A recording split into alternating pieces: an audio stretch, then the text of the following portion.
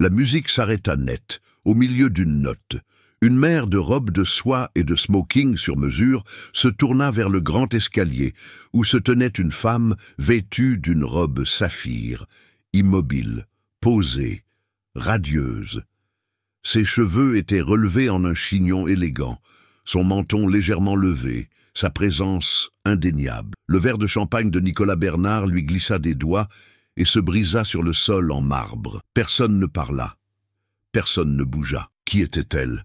Et que faisait-elle ici? 12 heures plus tôt, Isabelle Cartier frottait des taches de café sur la moquette du salon des directeurs, comme elle le faisait depuis 4 ans. La plupart des employés ne connaissaient pas son nom. Certains l'appelaient la femme de ménage. D'autres la traversèrent du regard, comme si elle n'existait même pas. Mais ce matin-là, tout bascula. Nicolas Bernard, le PDG imposant de Bernard Tech, s'arrêta devant elle. Avec un sourire qui n'atteignait pas ses yeux, il lui tendit une invitation formelle pour le gala annuel de l'entreprise. « Mettez quelque chose d'élégant », dit-il d'un air narquois. « Cette année, vous serez notre invité d'honneur. » Tout le monde rit. Elle, non, car Isabelle comprit exactement ce que signifiait cette invitation. Ce n'était pas de la gentillesse, c'était de la cruauté, habillée de soie. Ce que personne ne savait, ni Nicolas, ni les 100 cadres prêts à la voir se tortiller de malaise, c'est qu'Isabelle Cartier avait autrefois appartenu à des salons bien plus grandioses que celui-ci. Mais à l'époque, personne ne savait qui elle était vraiment. Le placard du concierge sentait l'eau de Javel et la solitude. Isabelle Cartier plia son uniforme gris avec une précision experte, le posant soigneusement sur l'étagère avant de pointer. La journée avait été longue. 14 heures à essuyer des murs de verre, à débarrasser des plateaux repas abandonnés et à feindre de ne pas entendre les chuchotements. Elle était habituée à l'invisibilité. Elle l'avait perfectionnée. La plupart du temps, elle se déplaçait dans Bernard Tech comme une ombre. Les jeunes employés l'ignoraient et les cadres agissaient comme si lui adresser la parole risquait de faire baisser leur valeur nette. Mais elle ne se plaignait jamais. Elle arrivait tôt, restait tard et gardait la tête basse pour sa fille, Léna, et pour sa grand-mère Evelyne, dont les médicaments coûtaient de plus en plus cher chaque semaine. Elle pensait que le pire était derrière elle. Jusqu'à ce matin. Il était un peu plus de 9 heures lorsque Nicolas Bernard sortit de l'ascenseur. Costume impeccable, mâchoire contractée par l'ego. Il était flanqué de 2 stagiaires lorsqu'il aperçut Isabelle en train de passer l'aspirateur dans le couloir. Il s'arrêta, la regarda comme s'il venait de découvrir une nouvelle forme de divertissement. « Vous » dit-il en lui faisant signe. « Isabelle, c'est bien ça ?» Elle hocha la tête, prudemment. « Je veux que vous soyez au gala de l'entreprise ce soir. Tenue de soirée, salle de bal du Ritz. » Les stagiaires ricanèrent derrière lui. Isabelle se figea. « Pardon, vous êtes invité? Vous l'avez bien mérité, n'est-ce pas ?» dit-il avec un sourire théâtral. « Venez en tant que notre invité. Montrons à tous le vrai cœur de Bernard Tech. » Il se retourna et partit avant qu'elle ne puisse répondre. Les stagiaires se retournèrent pour la regarder, retenant à peine leur rire. Plus tard, dans la salle de pause, elle entendit 2 assistantes parler. « Il l'a vraiment fait. Il a invité la femme de ménage. Elle va venir, n'est-ce pas? S'il te plaît, dis-moi qu'elle n'est pas si naïve. » Isabelle était assise seule dans un coin, les doigts crispés autour de son thermos. Les mots ne la surprirent pas. Ce qui la surprit, ce fut le frémissement dans sa poitrine, une chaleur, non pas de honte, mais de quelque chose d'enfoui plus profondément. Elle n'avait pas toujours été la femme de ménage. Et ce soir, il s'en souviendrait peut-être. Ce soir-là, Isabelle se tenait devant le miroir de la salle de bain de son petit appartement, se dévisageant. Pas l'uniforme, pas la Charlotte, pas les gants. Juste elle. Isabelle Cartier, 32 ans, des yeux fatigués, des mains calleuses, et le poids des préjugés des autres qui pesaient sur sa poitrine comme une pierre. L'invitation au gala était toujours sur la table derrière elle. Imprimée sur du papier cartonné épais, gaufré de lettres dorées, comme une blague racontée avec de l'encre coûteuse. Ce n'était pas une invitation, c'était une performance. Elle pouvait encore entendre la voix de Nicolas Bernard, douce et acide à la fois. « Montrons à tous le vrai cœur de Bernard Tech. » Traduction : Donnons au conseil d'administration de quoi rire. Une femme de ménage dans une salle de bal remplie de milliardaires. Elle aurait dû déchirer l'invitation en deux. Elle aurait dû lui rire au nez. Au lieu de ça, elle l'avait ramenée à la maison.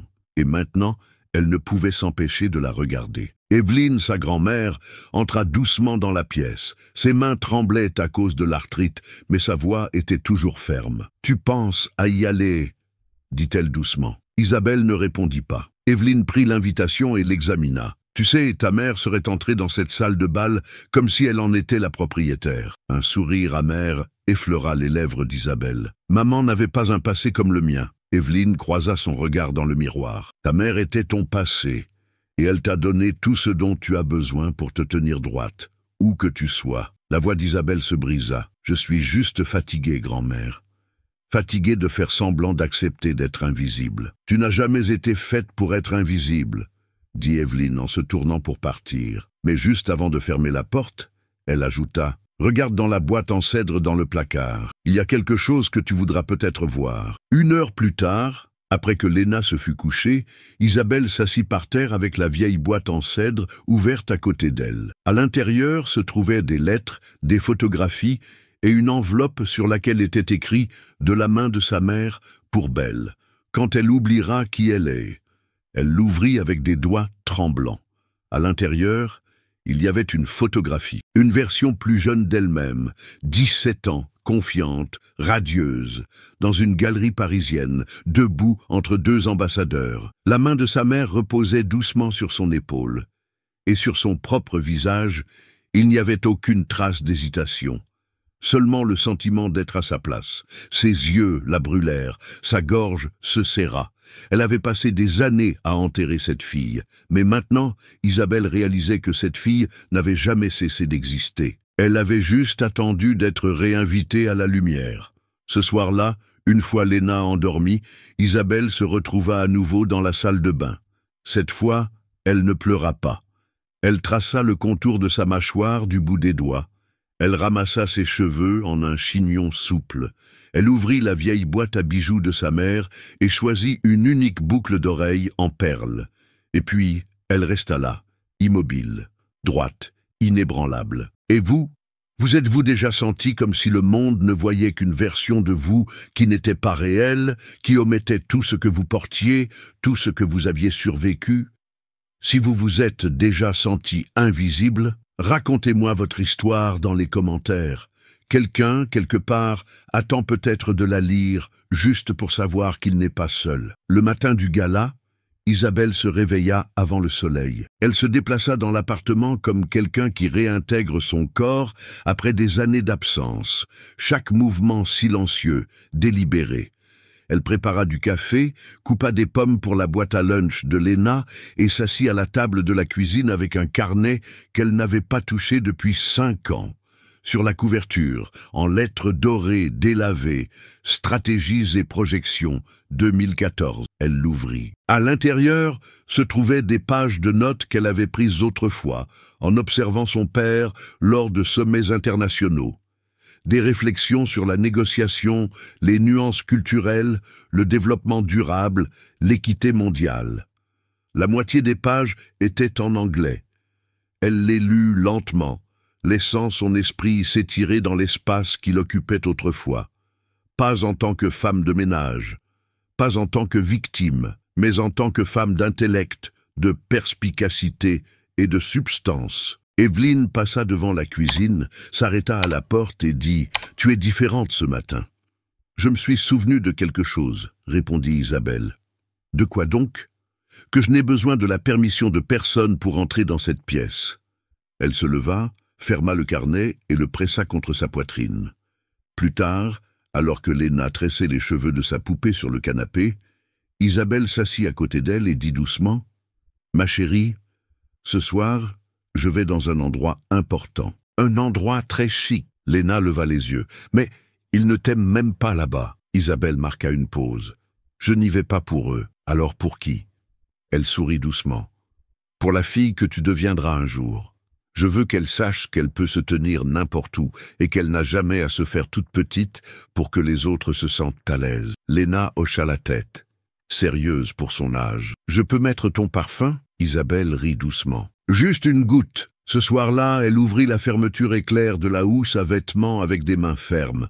Elle enfila la robe comme si c'était une armure. Elle attacha la boucle d'oreille en perles. Elle pinça les lèvres devant le miroir. Et pour la première fois depuis des années, elle ne vit pas une femme brisée par la vie. Elle vit une femme qui avait survécu. À 16 heures, le petit appartement s'était transformé en un croisement entre une salle de commandement et une loge d'artistes. Margot revint avec une trousse de maquillage compacte, des épingles à cheveux et une assurance qui remplissait chaque centimètre de la pièce. Isabelle lui avait demandé de rester, de l'aider à se préparer. « Je ne veux pas seulement avoir l'air, » dit Isabelle. « Je veux le sentir comme avant. »« Tu n'as pas besoin de le sentir, » répliqua Margot en brossant ses boucles. « Tu as juste besoin de te souvenir que c'est à toi. » Elles répétèrent la posture. Comment tenir le verre de vin? Comment marquer une pause avant de parler? Elles passèrent en revue des noms, ambassadeurs, donateurs, PDG, certains qu'Isabelle se rappelait d'événements lointains, d'autres qu'elle ne connaissait que par des articles et des chuchotements dans les couloirs de Bernard Tech, quand Léna jeta un coup d'œil dans la chambre et vit sa mère debout devant le miroir, elle murmura « On dirait une star de cinéma ». Isabelle sourit « J'ai l'air de moi-même ». La robe lui allait comme si elle avait attendu ce moment précis. Bleu nuit, lignes pures, épaules structurées, sans excuse. Les talons étaient empruntés, légèrement usés, mais solides, et lorsqu'elle fit ses premiers pas dans la pièce, elle ne chancela pas. Elle glissa. Dehors, une voiture s'arrêta au bord du trottoir. Isabelle regarda par la fenêtre. Une berline noire et élégante. Pas une limousine, mais plus que suffisant pour que les voisins jettent un œil à travers les stores. Margot lui tendit une petite pochette. « Tes papiers, ton invitation et un rouge à lèvres, c'est tout ce dont tu as besoin. » Evelyne l'embrassa sur le front. « Montre-leur, mon bébé. Ne leur dis pas, montre-leur. » Isabelle hocha la tête, le cœur battant mais les mains stables. Alors qu'elle sortait, Léna l'appela. « Maman ?» Elle se retourna. N'oublie pas de sourire avec les yeux. C'est là que tu es la plus belle. Isabelle lui envoya un baiser et disparut dans la nuit. Le trajet en voiture fut silencieux. Elle pouvait voir les lumières du Ritz avant même de prendre le dernier virage. À travers la vitre teintée, l'événement scintillait, une constellation de richesse, de rire et de pouvoir. Et elle commença à transpirer. Et si personne ne se souvenait d'elle? Et s'il s'en souvenait, mais faisait semblant que non? Et si elle entrait dans cette salle et devenait la risée qu'ils attendaient tous? Sa respiration se fit plus courte. Sa prise sur la pochette se resserra. Le chauffeur jeta un coup d'œil dans le rétroviseur. « Ça va, madame ?» Elle força un hochement de tête. Mais à l'intérieur, la honte la rongeait de nouveau. La même honte qu'elle avait enfouie sous des années de labeur silencieux. Celle qui murmure « Ta place n'est pas ici ». Un souvenir remonta, flou, étouffant, la nuit où ses parents étaient morts, les caméras, les accusations, la trahison de gens qu'elle appelait des amis. Elle s'était jurée de ne jamais retourner dans ce monde. Et pourtant, elle était là, se dirigeant droit dans sa gueule. Fait demi-tour, supplia quelque chose en elle. Mais alors, une voix plus forte s'éleva, pas de la mémoire, de l'intérieur. « Tu n'es pas ici pour demander une place, » dit-elle. « Tu es ici pour leur rappeler qui a construit la table. » La voiture s'arrêta, la portière s'ouvrit, et Isabelle Cartier sortit, la tête haute. La salle de bal était une mer de lustres en cristal et d'égaux polis. Les rires montaient par vagues, les verres s'entrechoquaient, et les instruments à cordes emplissaient l'air de bandes sonores élégantes pour des conversations superficielles. Le gala annuel de Bernard Tech était connu pour son excès, fontaine de champagne, influenceur en haute couture prêtée et Nicolas Bernard se prélassant sous son propre projecteur. À 20h03 précise, le portier s'éclaircit la gorge. Une femme entra. La salle ne se tut pas d'un seul coup. Cela commença par des ondes, un silence lent et stupéfait qui se répandit comme de l'encre sur du tissu. Elle portait du bleu nuit. Ses cheveux étaient relevés et une seule perle scintillait à son oreille. Ses pas étaient lents, gracieux, assurés. Certains invités clignèrent des yeux, ne sachant pas qui elle était, une dignitaire étrangère? Une princesse, une mondaine d'une vieille famille fortunée? Mais d'autres se figèrent. Un homme près du bar laissa tomber son verre. « Mon Dieu !» murmura-t-il. « Isabelle !» De l'autre côté de la salle, Nicolas Bernard rit, jusqu'à ce qu'il se retourne, et la voix, le sourire narquois disparut de son visage, comme effacé de force. Il ouvrit la bouche, mais aucun son n'en sortit. Isabelle ne sia pas. Elle passa devant des rangées de cadres stupéfaits et ne s'arrêta que lorsqu'elle atteignit le centre de la salle de bal. Sa posture ne faiblit pas. Ses yeux balayèrent la foule, ne reconnaissant personne, jusqu'à ce qu'elle entende une voix familière. Isabelle Cartier, vint le ton chaleureux et légèrement accentué de l'ambassadeur Charles Beaumont. Le diplomate canadien s'avança, les yeux écarquillés. « Ma chère enfant, cela fait des années. » Il lui prit la main, la baisa doucement.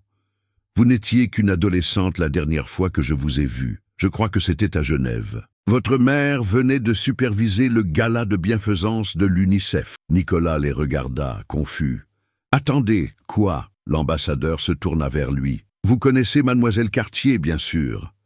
Fille de Howard Cartier, l'ancien ambassadeur des États-Unis en France, et d'Élise Marchand, l'artiste, l'un des esprits les plus prometteurs de sa génération. » Un murmure parcourut la foule, comme une décharge électrique. Le visage de Nicolas perdit toute couleur. Isabelle sourit, sans arrogance, sans vengeance, juste, complètement en paix. « Merci pour l'invitation, monsieur Bernard, » dit-elle calmement, sa voix douce comme de la soie. « C'était si généreux de votre part de m'inclure. » Il bafouilla. « Je ne savais pas qui vous étiez. » C'était évident. Un membre du conseil d'administration voisin s'avança. « Mademoiselle Cartier, faites-vous toujours du conseil? Parce que vos analyses sur le développement durable en Afrique étaient en avance sur leur temps. » Un autre intervint. « N'étiez-vous pas à Sciences Po? Vous avez donné une conférence sur l'économie mondiale, n'est-ce pas? »« Oui, » dit-elle en se tournant vers eux avec un gracieux hochement de tête. « Il y a longtemps. Mais certaines choses ne s'effacent jamais. » Nicolas resta figé alors que les invités se dirigeaient vers elle, formant un cercle de respect, de curiosité et d'admiration. Son pouvoir, construit sur le contrôle, l'intimidation et l'image, ne signifiait rien à ce moment. Elle n'avait pas crié, elle ne l'avait pas démasqué. Elle était simplement entrée et avait rappelé à tout le monde à quoi ressemble la vraie prestance. 3 jours plus tard, Isabelle était assise sur le toit de son immeuble, enveloppée dans un cardigan léger, sirotant un thé alors que le soleil descendait sur la ville. Elle n'était pas de retour dans les salles de bal. Elle ne courait pas après les invitations au conseil d'administration. Elle examinait des plans, non pas pour la mode ou la collecte de fonds, mais pour un centre de mentorat pour femmes dont elle rêvait en silence depuis des années. Un endroit où les mères qui travaillent pourraient apprendre la littératie financière, la prise de parole en public et des compétences professionnelles. Où des filles comme sa fille pourraient grandir en voyant le pouvoir porté sans excuse. Son téléphone vibra. Un email du conseil d'administration de Bernard Tech. Nicolas Bernard avait démissionné. Le message se terminait par « Nous aimerions vous parler d'un éventuel poste de direction ». Elle sourit, non par vengeance, mais parce qu'elle avait maintenant des options. Elle avait retrouvé sa voix. Evelyne monta sur le toit avec Léna, toutes deux portant de petites coupes de crème glacée. « Maman, » dit Léna, « ont-ils été gentils avec toi à la fête ?» Isabelle réfléchit un long moment. « Certains l'ont été, » dit-elle, « mais ça n'avait pas d'importance. Je n'y suis pas allée pour qu'on m'aime. »« Alors pourquoi ?» Elle regarda sa fille. Pour leur rappeler qui je suis, et plus important encore, pour me le rappeler à moi-même. Elle fouilla dans son sac et en sortit la vieille photographie de Genève. L'Isabelle de 17 ans souriant à côté de sa mère, la lumière dans les yeux. Elle la plaça à côté d'une nouvelle photo, elle-même au gala, se tenant droite, entourée d'un cercle de personnes qui la voyaient enfin. Les cheveux étaient différents. L'âge se voyait. Mais la lumière était revenue. Parce que parfois, la chose la plus puissante que vous puissiez faire est simplement d'apparaître, pleinement, sans excuse et sans demander la permission.